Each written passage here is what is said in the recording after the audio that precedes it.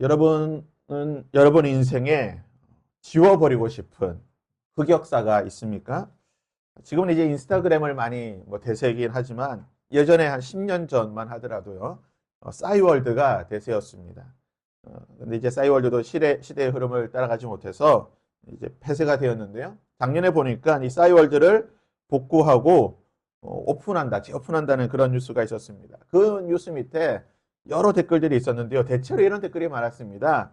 싸이가 복구되면 올렸던 사진과 그 모든 글들을 빨리 지우겠다. 10대 감성으로 손발이 오그라드는 그런 사진과 글들을 많이 올렸는데 그 흑역사를 빨리 삭제를 하겠다라는 그런 댓글들이 많았고 또 그런 댓글들이 인기가 있었습니다. 보통 이제 흑역사 하면 우리 연예인들을 많이 떠올리게 됩니다. 연예인들의 흑역사가 있는데요. 잠시 한번 보실까요? 어떤 흑역사가 있는지. 네. 연예인들의 흑역사 사진입니다. 지들의 본 네. 김수영, 이종석, 수지, 남주영, 유인아, 박민영, 네. 송민호. 네. 연예인들 이런 흑역사를 지우고 싶지 않겠습니까? 근데 이런 흑역사가 지운다고 지워지겠습니까? 이미 다 이제 공개가 되었으니까요. 손발이 오그라드는 것이지만 부끄러움은 저와 여러분의 몫이라고 합니다. 이런 자료들이 나올 때마다 연예인들은 이불킥이라고 하죠. 참 부끄러워서 어쩔 줄 모를 것 같습니다. 누구나 이렇게 좀 흑역사도 있고 또 부끄러운 순간, 이불킥을 하고 싶은 그런 삶의 순간들이 있습니다. 저도 그렇습니다. 특별히 이제 설교를 이렇게 하고 난 뒤에 그때 왜 이렇게 설교를 했을까? 그런 생각들 때문에 종종 좀 이렇게 이불킥을 하고 싶을 때가 있는데요. 인간과 동물의 가장 큰 차이점이 무엇인가? 여러 가지가 있겠지만 그 중에 한 가지가 바로 부끄러움을 안다는 것입니다. 부완무치라고 하죠. 어떤 행동이나 말을 하고 난 뒤에 부끄러움을 아는 것. 이것은 아마 인간만이 할 수 있는 그런 특징일 것입니다. 종종 뉴스를 보게 되면 식당이라든지 또는 카페 또는 관공서에 가서 갑질을 하는 사람. 내가 누군지 아느냐? 사장 불러와. 이런 갑질을 하는 사람들을 보게 됩니다. 하나 무인격으로 행동을 하는 사람을 보게 되는데요. 그런 사람 있으면 함께 동행한 동행자들, 가족이랄까요? 함께 있는 친구들이 얼마나 부끄러울까요? 참, 저 한 사람의 행동 때문에 내가 다 부끄럽고 빨리 그 자리를 피하고 싶은 그런 생각이 들 때가 있습니다. 해외여행을 나가게 되면 종종 보게 되죠. 어글리 코리안이라고 합니다. 현지 문화나 또 그런 것들을 이해하지 못하고 막무가내로 행동하고 말하는 사람들. 요즘은 좀 덜하다고 하는데요. 그래서 요즘은 이제 그 한국인의 이 어글리 코리안의 자리를 이제 중국인이 차지했습니다. 그래서 어글리 차이나라고 하는데 제가 중국인을 비하한 것은 아니지만 뉴스에도 봤지만 우리 제주도에 보면 중국인들이 와서 아이를 길거리에서 아무데나 노상 방뇨를 시키는 오늘 아침 뉴스에도 나왔더라고요. 또 중국 편의점에 중국어로 쓰레기는 버리지 마시오라고 써놓으니까 중국인들이 왜 와서 중국어로 이렇게 써놨냐고 하니까 그 종업원이 중국 사람들만 이렇게 버리기 때문에 그렇게 써놨다라고 한 글도 본 적이 있습니다. 부끄러움을 안다는 것이 참 중요합니다. 부끄러움을 안다는 것은요, 결코 부끄러운 것이 아닙니다. 뒤늦게라도 우리가 사실을 알게 되면, 부끄러운 것을 알게 되면요, 반성할 수가 있습니다. 변화될 수가 있습니다. 행동이 바뀔 수가 있습니다. 하지만 부끄러움을 모른다고 한다면 어떤 변화도 없을 것입니다. 왜 그것이 부끄러운 행동이고 말인지 모른다고 한다면 그 사람은 평생 그러한 행동과 삶을, 그러한 모습들을 반복하게 살게 될 것이고 수많은 사람들에게 민폐를 끼치며 아픔을 주는 삶을 살게 될 것입니다. 오늘 말씀은 우리 공동체가 하나님 앞에 부끄러움을 알아야 된다고 가르쳐주고 있습니다. 특별히 영적인 부끄러움을 알아야 된다고 말합니다. 영적인 부끄러움을 모르는 자들은 하나님의 심판을 받을 수밖에 없을 것이고 하나님은 그들 가운데 함께 하셔서 그들이 왜 부끄러운 자들인지를 말씀해 주실 것이고 그 부끄러움을 드러나게 하실 것이라고 하나님은 말씀하고 계십니다. 오늘 말씀을 통해 우리 가운데에 특히 우리 공동체뿐만 아니라 이 나라와 이 민족 가운데에 한국교회 가운데 있는 모든 영적인 부끄러움에 대해 하나님이 어떤 말씀을 하고 계시는지 그리고 그러한 부끄러움들을 바라볼 때에 우리는 어떤 모습을 가지며 어떤 태도로 하나님 앞에 나아가야 될지를 오늘 말씀을 통해 우리가 한번 살펴보도록 하겠습니다. 오늘 말씀 5절은 이렇게 말하고 있습니다. 그 가운데 계시는 여호와는 의로우사 불의를 행하지 아니하시고 아침마다 빠짐없이 자기의 공의를 비추시거늘 불의한 자는 수치를 알지 못하는도다. 불의한 자는 수치를 알지 못하는도다. 부끄러움을 알지 못한다는 것입니다. 오늘 말씀은 하나님께서 부끄러움을 알지 못하는 자들에게 말씀하고 계십니다. 어떤 자들이 부끄러움을 알지 못하는 자들인가? 그 가운데 계시는 수치를 알지 못하는 자들 가운데 계시는 하나님. 어떤 자들이 부끄러운 자들인지를 오늘 말씀 1절에서부터 4절까지 보면 설명해 주고 있습니다. 특별히 오늘 말씀 1절에 보면 이 부끄러움을 알지 못하는 자들이 사는 곳이 어디인가? 패역하고 더럽고 포악한 그 성읍이라고 말하고 있습니다. 이 패역하고 더럽고 포악하다라고 하는 이 단어의 히브리 원어를 보니까요. 불경하고 신성모독하고 학대하는 그 성읍에 화가 있을 것이다. 하나님을 모르는 자들, 하나님 없이 살고 있는 자들, 하나님에 대해 전혀 관심 없는 자들, 하나님과는 전혀 상관없는 자들이라고 말합니다. 그런데요, 하나님께서 그들 가운데 계시다는 거예요. 하나님께서 이런 패역하고 더럽고 포악한 성읍에 계신다는 겁니다. 도대체 하나님을 알지 못하고 불경하고 신성모독하고 학대하는 이 성읍이 어떤 성읍이길래 하나님께서 그 가운데 함께 하시는 것입니다. 스바냐 1장 1절에서 3장까지 보게 되면 그 성읍이 바로 예루살렘이라고 말합니다. 하나님의 거룩한 성 예루살렘. 이 예루살렘 성이 하나님의 이름을 더럽히고 배역하고 불경하고 하나님과 전혀 상관없는 이런 더러운 타락한 곳이 되었다고 말합니다. 부끄러움을 모르는 성이 되었다고 말합니다. 참 아이러니한 상황이라고 볼 수가 있습니다. 3절과 4절에 보면 이 성읍, 이 예루살렘 성에 살고 있는 하나님의 성이라고 불리는 이 거룩한 성 예루살렘 성에 살고 있는 자들이 누구인가? 3절과 4절에 보면요. 그 가운데의 방백들은 부르짖는 사자요. 그의 재판장들은 이튿날까지 남겨두는 것이 없는 일이요. 그의 선지자들은 경솔하고 간사한 사람들이요. 그의 제사장들은 성소를 더럽히고 율법을 범하는도다. 예루살렘 성에 살고 있는 부끄러움을 모르는 자들. 하나님의 성에 살고 있지만 하나님과는 전혀 상관없이 부끄러움을 모르는 불의를 행하는 자들이 누구인가? 모두 네 부류의 사람으로 말하고 있습니다. 그 첫 번째는 바로 방백들이라고 말합니다. 이 방백들이 누구인가? 곧 지도자들입니다. 리더들을 말하는 것이에요. 공동체의 리더들. 그들은 어떤 자들입니까? 섬기기 위해 세움을 받은 자들입니다. 예전에 이명박 정부를 섬김의 정부라고 이야기했습니다. 이명박 대통령이 전 대통령이 기독교 우리 교회 장로다 보니까 아마 이런 기독교 용어를 빌어서 우리 정부는 섬김의 정부다라고 이야기했지만 역사의 평가는 어떻습니까? 섬김의 정부가 아니라 섬김을 받았던 정부라고 이야기를 하고 있습니다. 여러분 리더라고 하는 것은요. 섬기기 위해 선택받은 자들입니다. 그들의 가진 재능과 달란트와 능력과 그들의 가진 것들로 섬기라고 부르심을 받고 세워진 자들입니다. 그래서 우리가 선거를 통해서 뭐 국회의원 선거라든지 지방선거라든지 대통령 선거를 할 때에 그 리더들이 한결같이 하는 말이 무엇입니까? 제가 여러분들을 섬기겠습니다. 국민을 섬기겠습니다. 머슴처럼 종처럼 섬기겠습니다라고 말을 합니다. 하지만 정작 그들이 대통령이 당선되는 순간 국회의원과 또는 여러 리더의 위치에 서는 순간 어떻게 됩니까? 더 이상 그들은 섬기는 자들이 아니라 군림하는 자가 되는 것입니다. 낮은 곳에서 섬기는 것이 아니라 높은 곳에서 섬김을 받는 자들이 된다는 것입니다. 이 방백들에 대해서 뭐라고 표현하고 있습니까? 그들은 부르짖는 사자다. 여러분, 사자가 어떻습니까?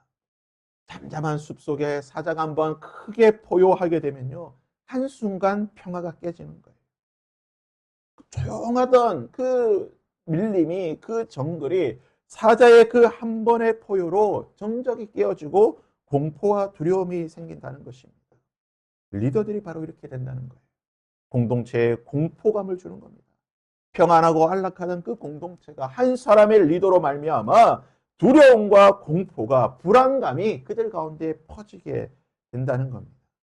하나님께서 지도자를 세우신 것은 섬기기 위해서, 특별히 이 섬김을 통해 평안함을 주시기 위해서 그렇다고 말합니다.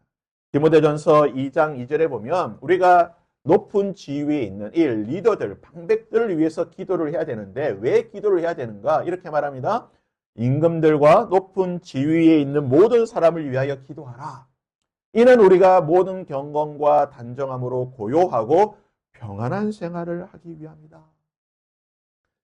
하나님께서 지도자를 세워주신 것은 이 지도자를 통하여 공동체 평안을 주시기 위해서 그렇다는 것인데, 이 리더들이, 지도자들이 부르짖는 사자처럼 울부짖으며 공동체의 평안함을 깨뜨린다는 거예요. 두려움을 준다는 겁니다. 군림하며 폭군처럼 억압하는 것이 리더라고 하는 것입니다. 오늘날 우리 한국 사회 가운데 300명의 국회의원이 있는데요, 통계적으로 100명이 넘는 사람이, 보통 뭐 국회의원 이렇게 기독교인 뽑으면요, 제 기억으로는 지난 국회 때 아마 120명 정도가 아마 기독교인이었다라고 조사가 됐다고 합니다. 3분의 1이 넘는 사람이 기독교인, 국회의원인데 그들 때문에 나라가 평안했는가? 그러면 어떻습니까? 우리가 어떤 평가를 내릴 수 있습니까? 두 번째, 하나님의 성에 살면서, 예루살렘 성에 살면서 불의를 모르는, 부끄러움을 모르는 자들이 누구인가? 재판장이라고 말합니다. 너희 재판장들아. 우리나라는 이 사법, 이 법의 법조인이라고 할까요? 법의 권위를 가진 자들을 좀 조롱하고 공권력에 대해 무시하는 그런 특유의 그런 문화라고 할까요? 경향들이 있습니다.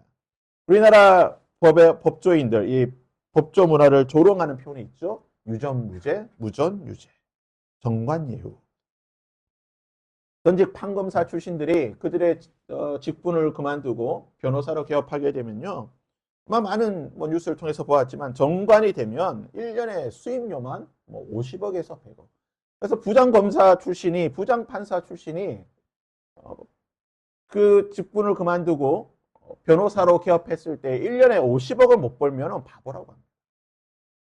정관 예우 때문에 수십억을 벌어야 된다는 거죠.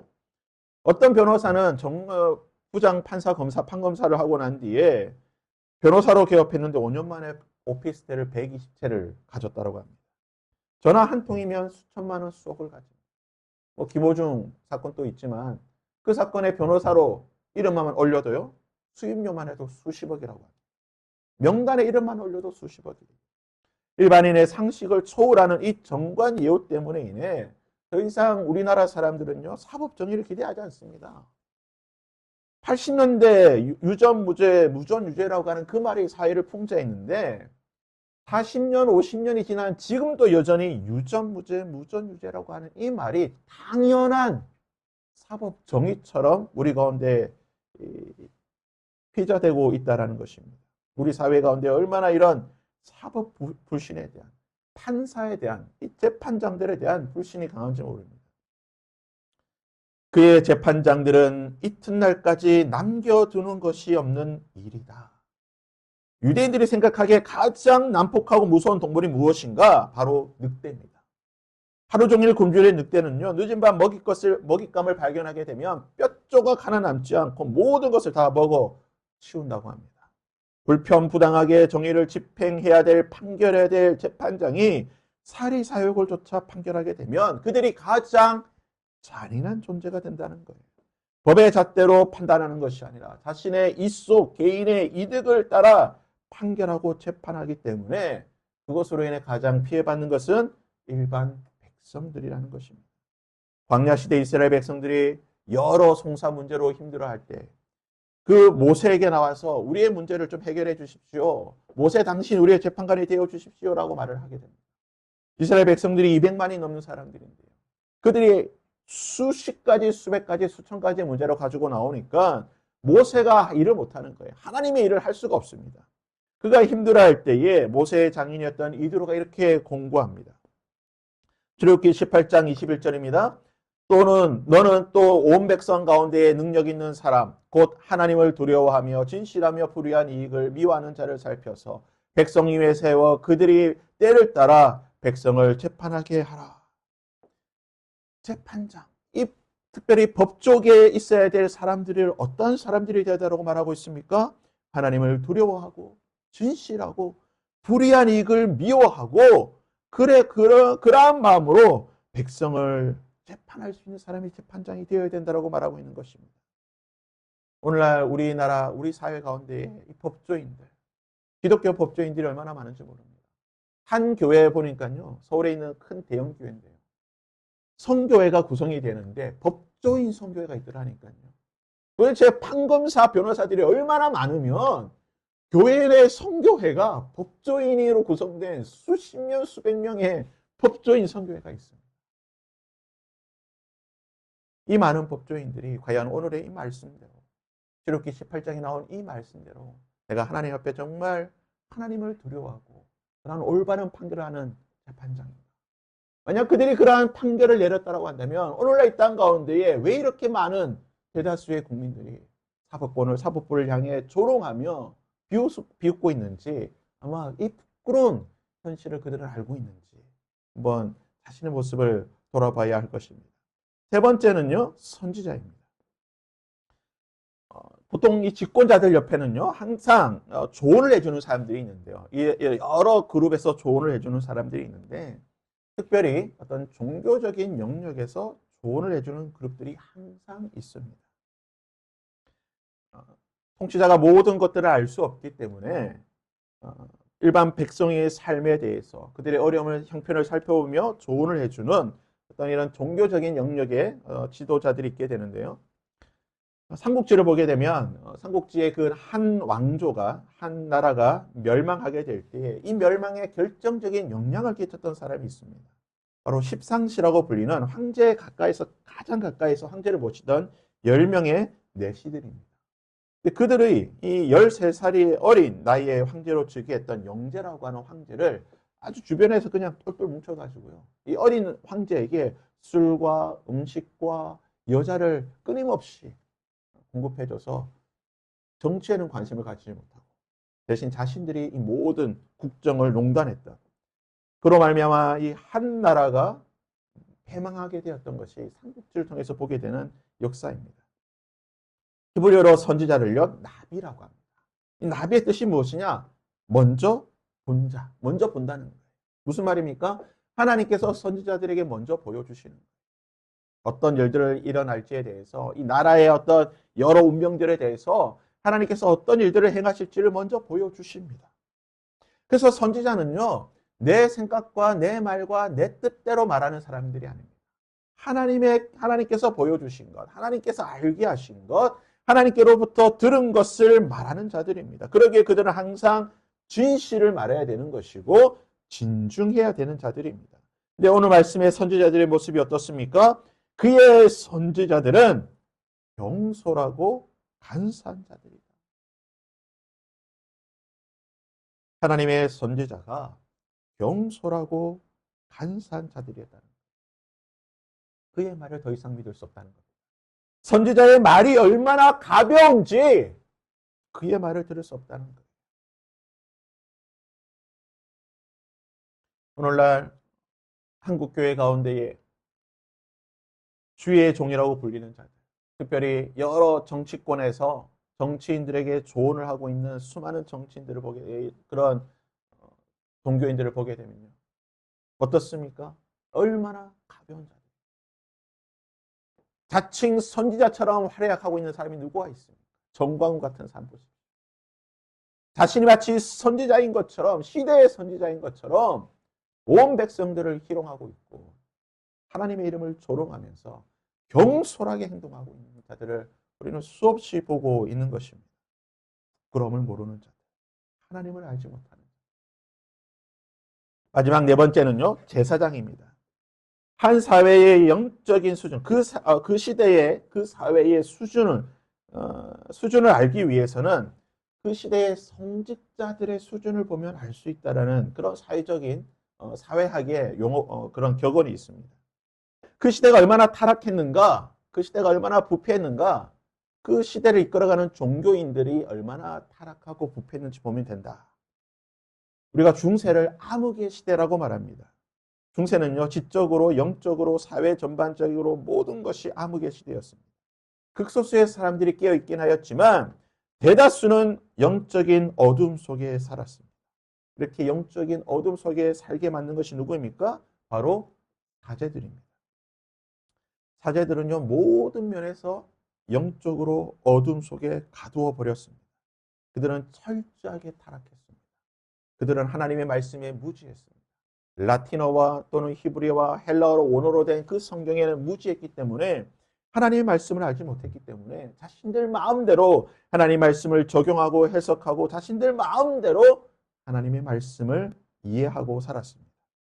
그래서 기록에 따르면요, 독신을 소원했던 이 신부들이 보통 이제 수도원이 있으면 수도원과 수녀원이 보통 같이 있습니다. 근데 여러 중세 기록에 따르면요, 이 수도원의 원장이나 수도원에 있던 지도급의 사람들이 수녀원에 있는 수많은 수녀들을 첩으로 삼았다고 하는 그런 많은 기록들이 있습니다. 성빈을, 가난함을 소원했던 사제들이 면죄부라고 하죠. 면벌부를 팔아서 엄청난 돈을 벌고 돈을 벌기에 혈안이 되어 있고 곧 임종하는 사람들에게 찾아가서 네가 죽으면 이 재산이 무슨 소용이 있느냐. 이것을 다 교회에 바치면 네 영혼은 천국 갈 수 있습니다. 마음껏 하나님의 말씀을 교리를 오용하고 왜곡하여서 자신들의 배를 채웠던 것이 중세 가톨릭의 역사입니다. 오늘 말씀에 나오는 성직자의 모습이 어떻습니까? 그의 제사장들은 성소를 더럽히고 율법을 범하였도다. 제사장들이 하나님의 성소를 더럽히고 율법을 범하였습니다. 사무엘상 2장 12절 말씀에 엘리의 아들들은 행실이 나빠 여호와를 알지 못하였다라고 말합니다. 그들의 나쁜 행실이 무엇입니까? 성전문에 회막문에 있던 여인들과 동침하였고 하나님께 드렸던 수많은 그 희생제사의 제물들을 마음껏 자신들이 가지고 싶을 만큼 취했던 사람들 아닙니까? 다른 종교는 자치하고 우리 기독교만 보겠습니다. 오늘날 한국교회 성직자들의 모습이 어떻습니까? 인터넷에 보면 목사라고 하는 단어는요, 목사 이코르 먹사입니다. 목사를 조롱하는 말입니다. 목사들에 관한 뉴스는 두 종류밖에 없습니다. 돈을 횡령했다든지 또는 성추문입니다.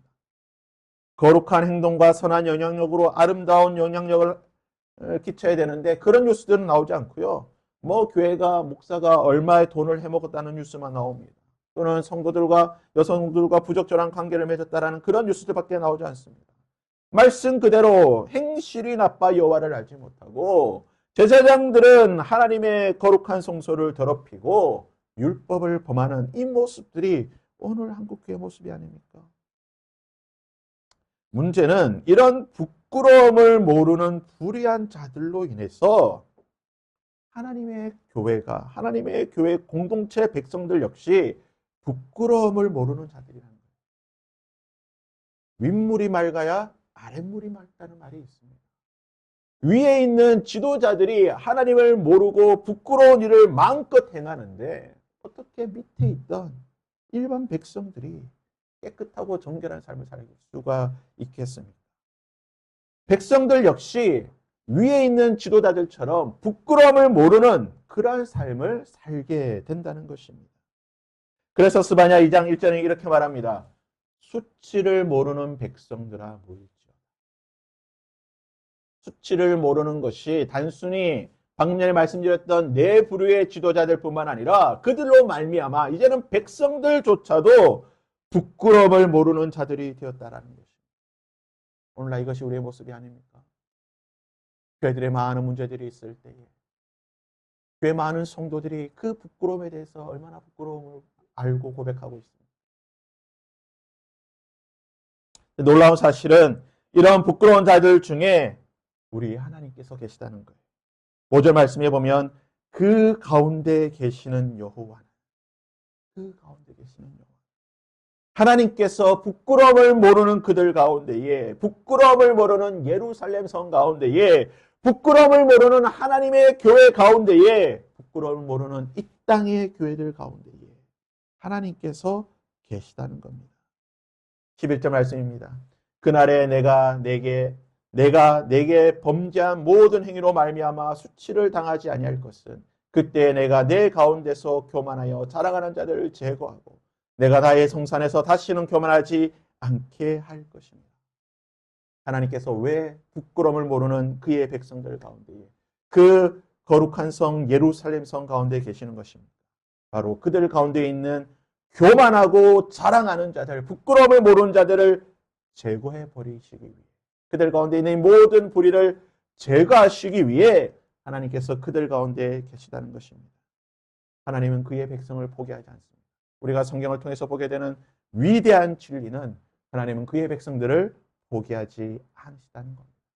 아무리 타락하고 아무리 부패한 시대라 할지라도 하나님은 그의 백성들을 포기하지 않으시고 그의 백성들을 찾아오셔서 그들 가운데 있는 더러움과 부끄러움과 수치와 모든 불의를 제거해내시고 그의 백성들을 다시 한번 정결케 하고 깨끗하게 만들어내시는 분이 하나님이시라는 겁니다. 하나님께서 왜 그렇게 하시는 것입니까? 그것은 바로 하나님이 우리의 아버지가 되시기 때문입니다. 하나님은 이스라엘의 아버지가 되시기 때문에 그의 자녀가 더러워지는 것을 보지 못하는 것입니다. 우리가 자녀를 다 키웠지만, 자녀를 키우고 있지만, 우리의 자녀가 더러워진다고 한다면 어느 부모가 더러운 자녀를 가만히 보고 있겠습니까? 그의 더러워진 몸을 씻겨주지 않겠습니까? 깨끗한 옷을 입혀주지 않겠습니까? 그의 상처 입은 몸을 치료받을 수 있도록 모든 것을 동원해서 치료해내지 않겠습니까? 그것이 바로 부모의 마음이라는 거예요. 그것이 바로 하나님의 마음이라는 거죠.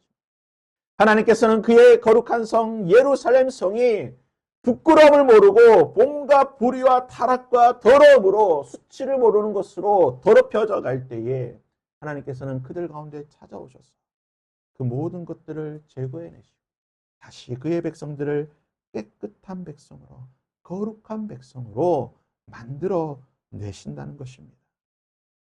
그러기에 본문 스바냐 3장 14절이 이렇게 말합니다. 시온에 따라 노래할지어다. 이스라엘아 기쁘게 부를지어다. 예루살렘에 따라 전심으로 기뻐하며 즐거워할지어다. 우리가 왜 기뻐하며 즐거워야 되는 것입니까?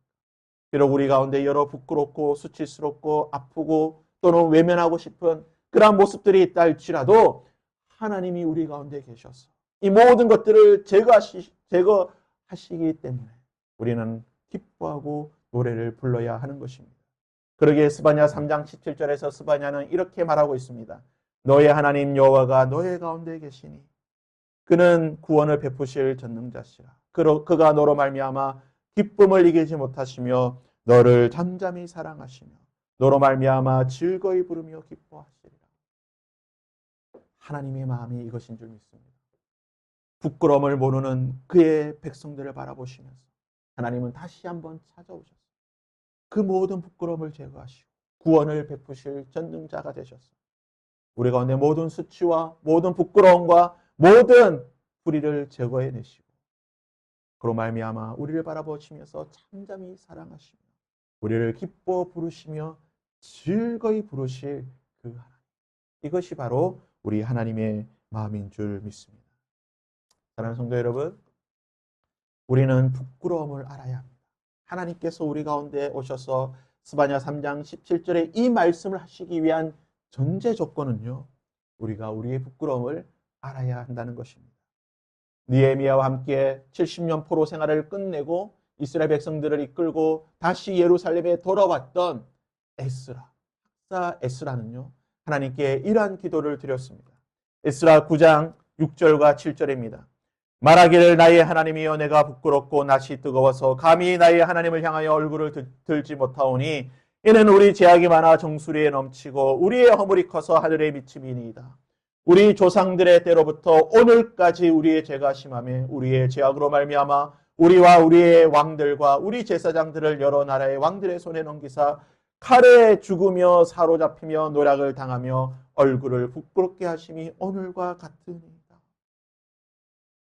우리는 부끄러움을 알아야 하는 것입니다. 우리가 우리의 부끄러움을 알고 고백할 때 단순히 나만의 부끄러움이 아니라 하나님 에스라엘 기도처럼 우리 공동체의 부끄러움을 알고 이것이 나의 부끄러움으로 고백하며 하나님 앞으로 나아갈 때에 하나님께서는 우리 가운데 있는 수치와 부끄러움을 제거해 주실 것입니다. 바라기는요. 우리가 이 부끄러움 가운데에 하나님 앞에 나아갈 수 있기를 바랍니다. 하나님 너무나 부끄럽습니다. 우리의 삶도 부끄럽고 이 땅에 하나님의 백성이라고 불리는 자들의 삶도 너무나 부끄럽고 하나님 이 땅에 하나님께서 세워주신 하나님의 교회도 너무나 부끄러운 모습들이 많습니다. 하나님 그렇지만 그럼에도 불구하고 다시 한번 하나님 앞으로 나아갈 때 하나님 우리 가운데 임하여 주셔서 다시 구원의 손길을 베풀어 주시고 우리 가운데 하나님의 사랑이 넘치게 하여 주셔서 다시 하나님의 거룩한 성 예루살렘이 되게 하여 주시옵소서. 하나님의 백성이 되게 하여 주시옵소서. 우리가 이 시간 이러한 마음으로 우리의 공동체를 위해 또한 우리의 모습을 바라보며 하나님 앞으로 함께 나아갈 수 있는 저와 여러분이 될 수 있기를 주님의 이름으로 부탁드립니다. 우리 함께 이 찬양을 함께 잠시 찬양하고 나갔으면 좋겠는데요. 이 찬양은 나치 독일 시대에 히틀러 시대에 독일 교회를 바라보며 하나님의 마음으로 부르짖었던 본회포라고 하는 신학자가 지은 시입니다. 수많은 사람들의 목숨을 죽이는 일에 히틀러가 앞장을 서고 독일 교회가 그를 위해 축복 기도를 하였습니다. 부끄러움을 모르는 그 독일 교회를 바라보며 하나님의 선한 능력으로 다시 한번 일으켜 주옵소서. 하나님 이 마음이 우리 가운데 있기를 원합니다. 본회포가 가졌던 이 마음이 오늘 우리 가슴 속에 있게 하여 주옵소서. 이 시간 함께 이러한 마음으로 우리가 이 찬양을 함께 고백하고 하나님 앞으로 나갔으면 좋겠습니다.